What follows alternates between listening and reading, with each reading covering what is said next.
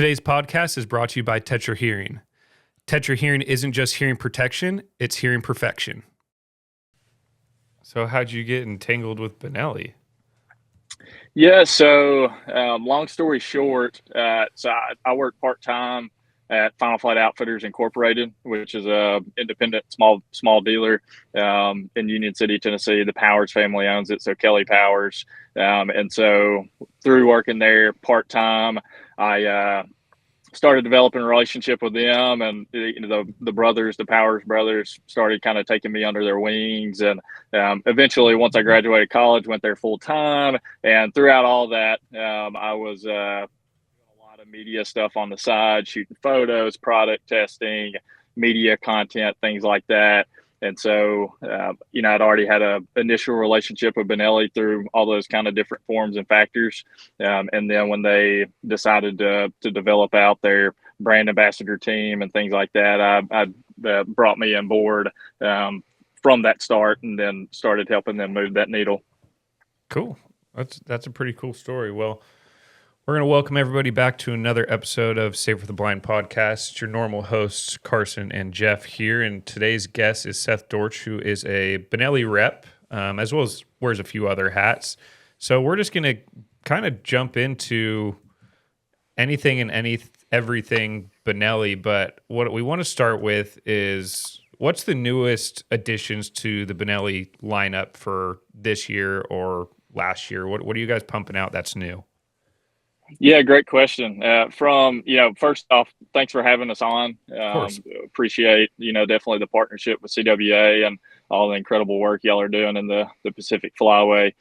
From a technology standpoint, and what's really caught a lot of exposure is just the initial advanced impact system.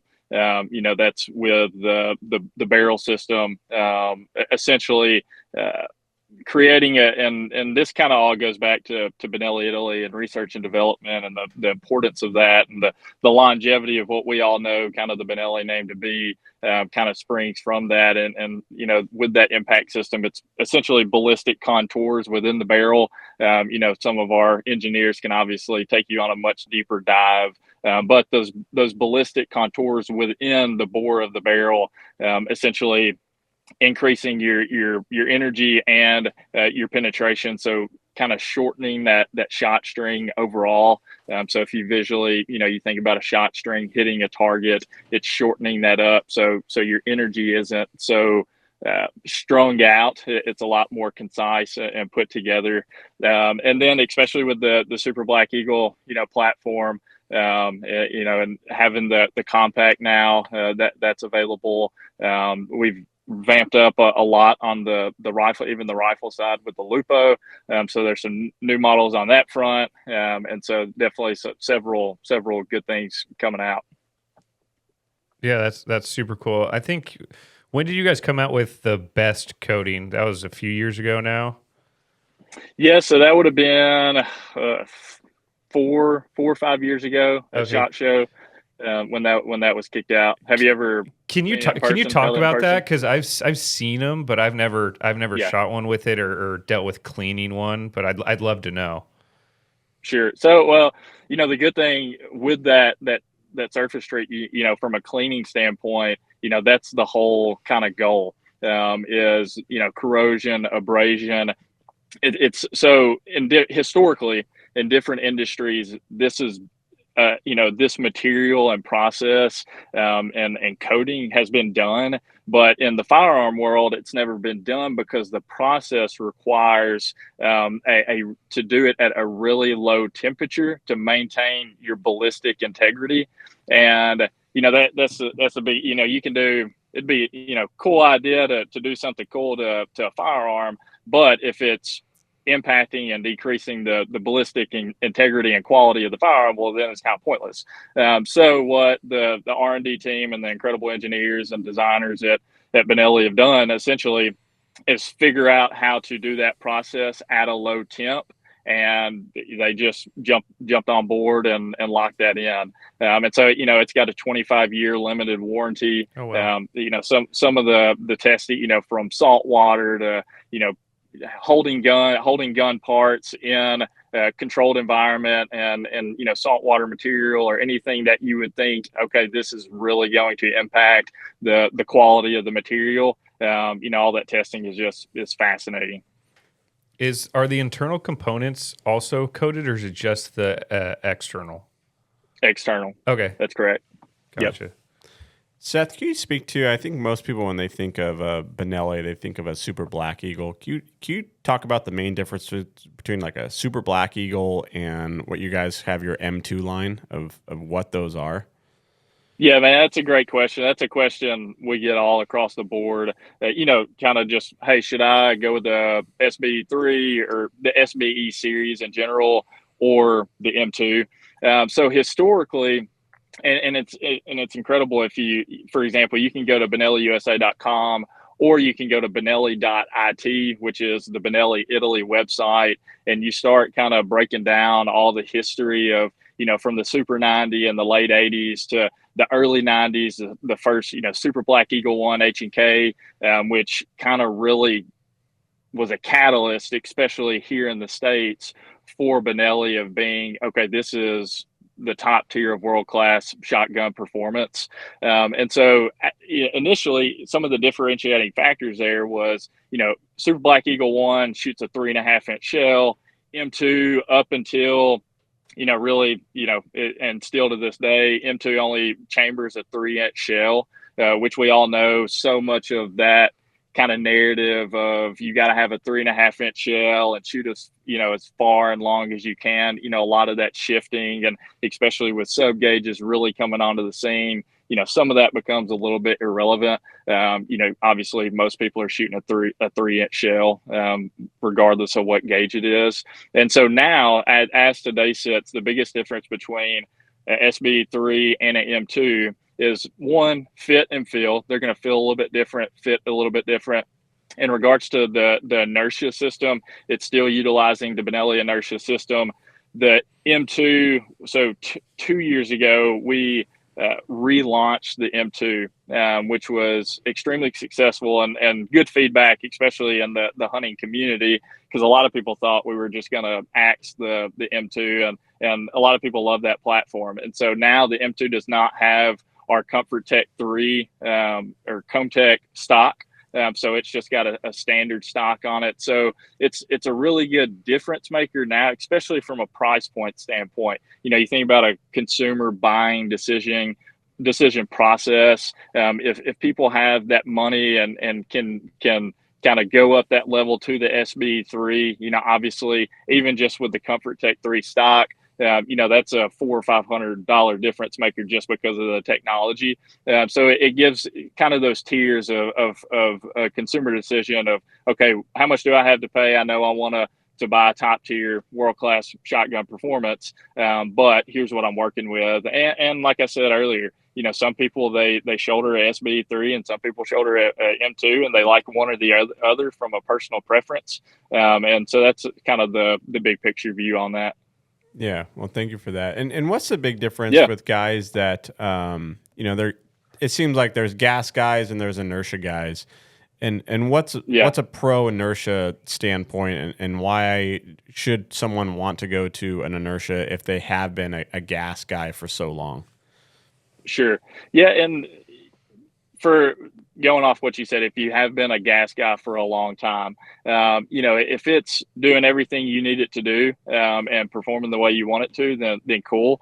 But from a legitimate technology and science standpoint, just the breakdown of the inertia system with one, how efficiently it operates, and regardless of what dynamic of environments and conditions, whether it's temperatures, whether, all of those different things that we experience as waterfowlers. Mm-hmm. Then two, just from a simplistic standpoint, more times than not, somebody's not going to have to break down their Benelli in the field, or if they're, cleaning it at the house, whatever. But the good thing is, just the makeup of the gun, it's really simple to take apart, put together. You're not dealing with gas chambers and, all these different things, which, a lot of people just, either one, have no idea how to kind of work on that, or two, they just want to make sure it gets done right. And then with that, because of the difference between inertia and gas on an inertia operating gun, all of that blowback and just filth and all the things stays in the barrel compared to the blowback on a gas gun. It's going into the chamber, all the that kind of thing. So you think about dirtying up the components and stuff like that, which from a longevity and then also from an efficiency standpoint, inertia is just going to be a lot more efficient, especially in the range of environments that we hunt as waterfowlers. Yeah, thank you. That makes a ton of sense. So yeah, and off that, I'm sure y'all, whether you've shot both or you've talked about it amongst yourselves or with buddies, recoil, the recoil difference that gets asked a lot. Yep. Between an inertia gun and a gas gun, and that's what on the Benelli front, that's some of this technology supporting the inertia system. So, for example, like the Comfort Tech 3 and the Comb Tech, if you look at this, whether somebody knows about it or not, you can tell the stock has been modified in some form or fashion. And so essentially what the Benelli team did when they came out with that technology was track the path of recoil through that stock to our cheek and to our shoulders, and they created a system to completely dampen that. So essentially the whole stock is kind of like a recoil pad.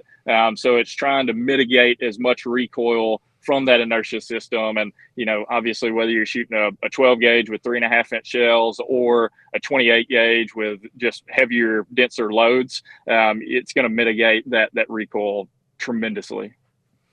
Does any of the inertia guns that you guys have handle all ammunitions relatively the same? I know rumors throughout the duck hunting world is that, you shoot a lighter load with a Benelli, it might not cycle because it doesn't shoot back all the way. And I always tell people, if you're not shouldering the gun right, it might not cycle because you're not having that space for the gun to come back and kick out that shell. So what do you see, shooting from like a 2 3/4 upland load versus a 3.5-inch? Everything cycles fine as long as people are doing what they should be doing with the firearm?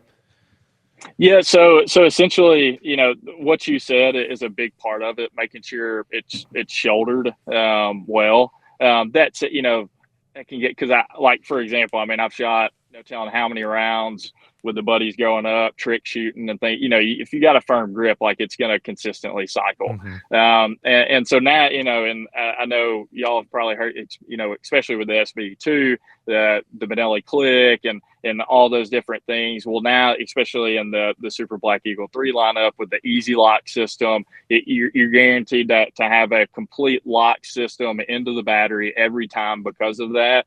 And that exponentially mitigates any type of, weak fire or anything like that.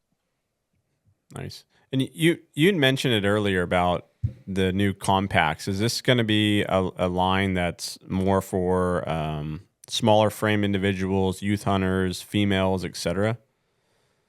Yes, for sure. And not only that, but the hardcore turkey hunter. You think about some of those positions you get into, and you're tight, and you don't have a ton of room to play. And so, yes, definitely the benefit and the value added of the compact for youth. For example, my wife Heather, she hunts with me, and she, up until the compact SBE3, she's shot standard stock, and that's cool. But to maximize your fit, and it's all some of those dynamics, it's all about shooter confidence, making sure that gun fits you as best as possible, whether it's from your trigger pull, whether it's from how it's shouldering to your cheek, to your shoulder, making sure that is being maximized any way possible. And so that compact option adds a lot of value to a smaller frame, to a younger hunter, to a female, whatever, category you want to throw that into. For those compacts, are you guys just shortening length of pull, or is the whole gun overall like kind of coming down? So just that stock is just slightly shorter. Okay. Very cool. Yep. Nice. Yeah, we use a couple of the M2 compacts at our youth camps, and they're great. But that's an answer or a question we get a lot from new hunters or parents of, hey, I'm just trying to find a gun that fits my kid so they can be confident and go out and shoot safely.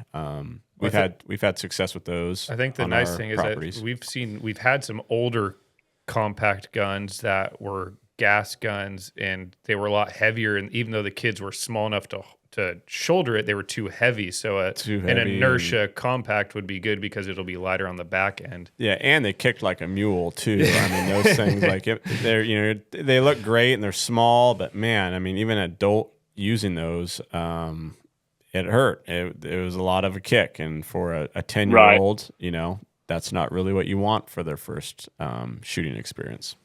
Yeah, no, for sure, man. And that's a game when you think, for us either working in the space or are very invested in the hunting shooting category. I mean, that's such an important ambition for all of us, or it should be, is providing experience. For example, I've got 2 daughters. They're not of age to shoot a Benelli yet.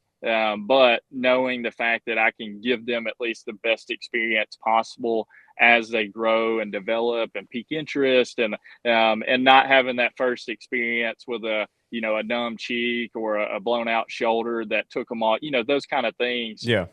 I've seen some kids, become weary just from that first experience of like, okay, like, I knew it was going to be different, but I didn't realize it was going to hurt like that. And so, those kind of things, the more that we can mitigate that as a manufacturer, the better opportunities that the next generation has to be involved.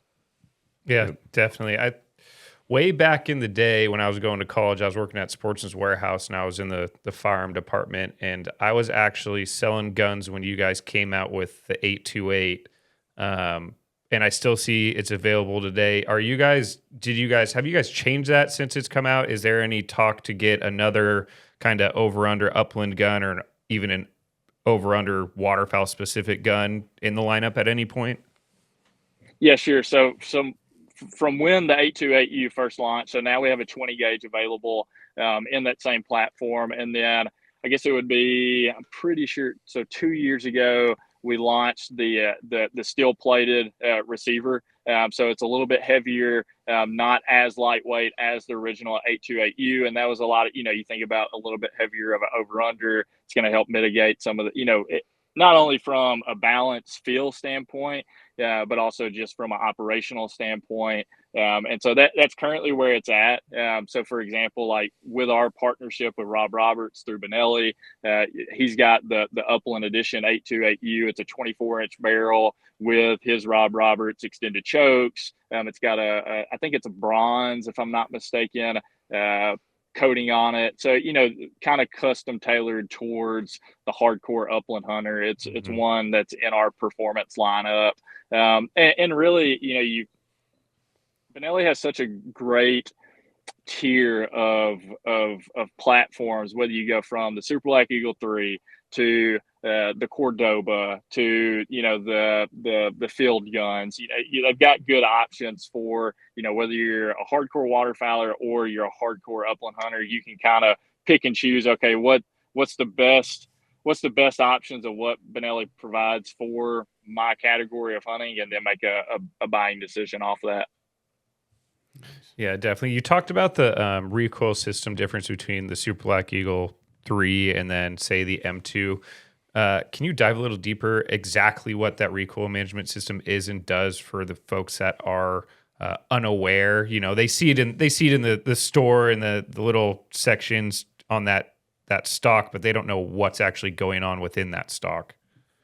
Yeah, sure. No, it's a great question. And with anything, for my own self, I know for Benelli, I mean, since they started firing these things up in the late 60s, features are just fiction until proven over and over and over and over again. And that's, something that I challenge myself to live by daily is, every day is a good day to build an undeniable stack of evidence that we are who we are and we do what we do. And Benelli's been doing that for over almost 60 years plus. And so, with the technology they develop and come out with, making sure, that whatever those features or that tech is, or, whatever cool marketing lingo you can put around it, that it's constantly building an undeniable stack of evidence throughout the hunting and shooting community that is actually has these guns in the field. And so with the Comfort Tech 3, the Comb Tech, and there's been a couple different iterations since that technology came out. Like I said earlier, essentially what that does is it dampens the path of recoil that is coming as you shoot the gun through the stock and impacting your body. And so the more that you can dampen that, and so, I mean, it's essentially just decreasing the felt recoil from that operation. And it's a game changer. I mean, it's a big deal. And for some people to kind of understand that, once you feel the difference between just a normal standard stock compared to one that has the Comfort Tech 3 and the Comb Tech in it, you bet, okay, like I get it. Yeah, definitely. Can people modify the stocks other than buying the recoil pad? Like, is it a stock that you could cut down? I would assume no, with all the technology in it. Internal technology. Yeah, but like I had an old Nova, and I grew up hunting on it, but it was too long for me. I was like 16, 17. So I got it cut down, and it was synthetic. So the guy got creative and pinned it and a bunch of stuff. But is that something that someone could do if their length of pull is super short and like the sub gauge doesn't fit them? Yeah, that's a good question. I would think not. I haven't personally or had somebody or heard of somebody doing that. Now that said, I mean, for the guys that are at Benelli HQ, they see all kinds of different stories with our gunsmith team and things like that. So just knowing how it operates, I would think it would change that technology up in some form or fashion. Yep. But with that said, I'm sure it would still dampen some. I don't know how much that would decrease or change that flow of dampening the recoil. But I wouldn't recommend it to somebody. Not advised. Yeah, but at the same time, people are, especially us as waterfowlers, it's like we have a good idea. Either we'll fix it with duct tape or say, hey, this is your fault. Yeah, definitely. Seth, I got one for you. So you're a duck guy. So what shotgun are you shooting with what choke, and what's your go-to waterfowl load? Yeah, so over the past 6 years, I've shot a 12 gauge just a couple times over the past 6 years. The SBE 320 gauge is my go-to workhorse. Whether it's dove hunting, upland hunting, turkey, dove, geese, whatever. And I love the way it fits. I love the way it feels. So much. So, for example, my dad, he's up in his early 60s. I grew up waterfowling with him. So, growing up hunting around that crew, that it's okay, we got to shoot 10 gauges, 3.5-inch shells, got to have an extended full choke, to where so much has changed with the improvement of shot shell ammunition and understanding the science behind density and how you load that and all the things. A lot of that has changed, and I see that performance throughout every season with a 20 gauge. So Rob Roberts with his chokes, he's got some phenomenal chokes, and I guess almost 2 years now, he came out with the Raptor series. And so I've been shooting that a lot this past season. I'll continue to shoot that a lot. And then I shoot primarily heavy shot ammunition. So obviously with the heavy 12, the original 12 density tungsten, coming down to heavy bismuth, and with the several different loads now that we have out from blends with heavy metal extreme. And I shoot a lot of different of those loads just so I can get those experiences and try to collect my own in the field experiences with those combinations. But yeah, you can't go wrong. Like I said, if you get your Super Black Eagle 3, you want to pick a choke for hunting. Definitely, improved modified is going to be a good pick. A modified, depending on, and that's so relative, and so much of that dynamic is okay. What kind of environment are you hunting in? Conditions. What kind of species are you hunting? That kind of thing. But then on the ammo side of things, the science is proven behind these more dense materials that are going to hit harder, travel faster, and be a really good quality ammunition to shoot out your Benelli. Yeah, definitely. Can you give us any sneak peeks or pull back the curtain on any new project or developments that you guys have coming out maybe this year or years in the future for Benelli? I wish I could. I'm waiting. I get briefed every year through our product managers and things like that of what's coming down the pipe, what's in development. I do know, for example, if you just look at the patterns of behavior over the past 3 to 10 years with our Super Black Eagle 3 series, obviously now you can have a 12 gauge. A 20 gauge, a 28 gauge, and really building out that complete portfolio of the platform. That's incredibly important to Benelli as we provide these different platforms to the hunting and shooting community.